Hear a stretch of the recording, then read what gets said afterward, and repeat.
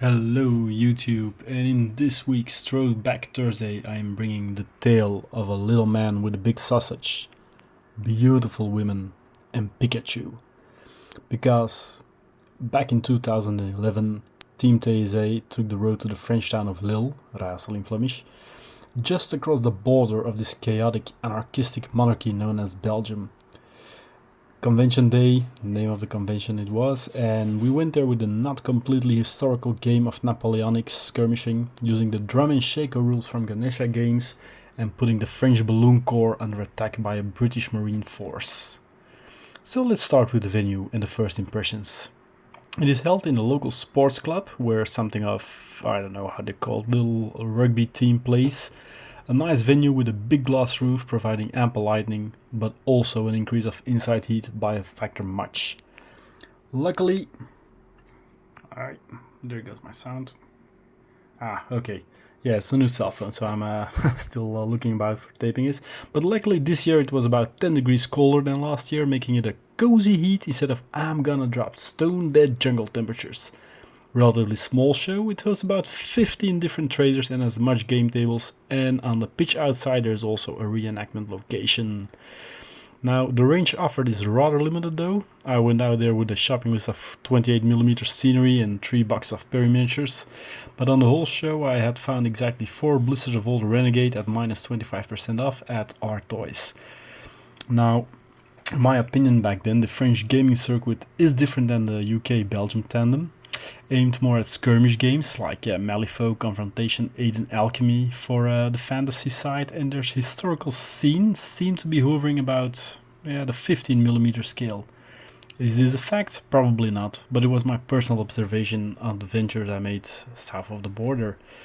Now, there were a lot of gaming tables that caught my lens, and as such also my eye, like this dinosaur hunting game, which included a lovely aeronef. The Grunwald 1410 game had no less than 2 tables running. There was also a very nice table running that had a game with a camel corps. There was a strange game involving a raid of beastmen upon a village of inhabited ducks, and a very cool city fight table to go boot with it. So on the table next to ours there were a tennis game involving 3 wooden cones, a hex map and some cards, and it was Tennis Smash, which was for me by far most out of their concept I saw in the last year of shows. So it was elegant in all their simplicity. Of course there were many more things to see, like Games Workshop games in all their variations.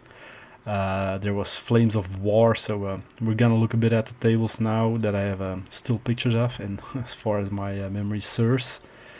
But there was a racing game, so here we had some Games Workshop Epic going on. Small scale World War II. It was really a very varied mix. Of course, here we have an Ironclad game. I must say, we're talking 12 years ago, so I don't remember all the name of the tables. Here we have, of course, Warhammer Fantasy that I recognize everywhere. Then a Vietnam-like game. Well, not like game, a Vietnam game, 28mm, 15mm, and then some Flames of War. This was quite fun on a Vietnam table, someone surfing behind the riverboat. So more skirmish games. There was Blood Bowl being played, complete with a pretty cool stadium. Look at all the jokes on there for Han Orkin and Bloodweiser and stuff, Rebork. So yeah, that was great. Some more pictures of the Vietnam game. I can't remember the name of the game, but seeing it like this, it looks to me like the final season of a Tour of Duty. So okay, that's pretty cool. Lord of the Rings was being played. Then of course there was some modeling contest, a painting contest. If you look at all the scales there, pretty neat figures. So yeah, it was a small but pretty cool convention. I kind of liked it. There was no bring and buy though, so no worries. I did find a lot of scenery at Gotham Miniatures, who produces really cheap and very nice scenery pieces from 6 to 28mm. I think they are still in business. There was also back then new light scenery pieces, so that was something new. But that brings us to the loot list. I didn't take a picture of it, unfortunately. I totally forgot that.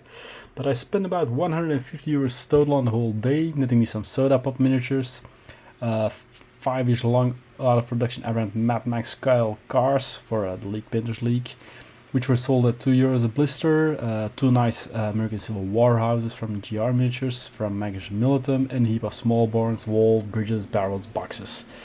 Also from above mentioned Gote. So you see, I kept to my ACB anime list by then, so it was fun. So I hope you liked this little long blast from the past review, and like, comment, and see you next time.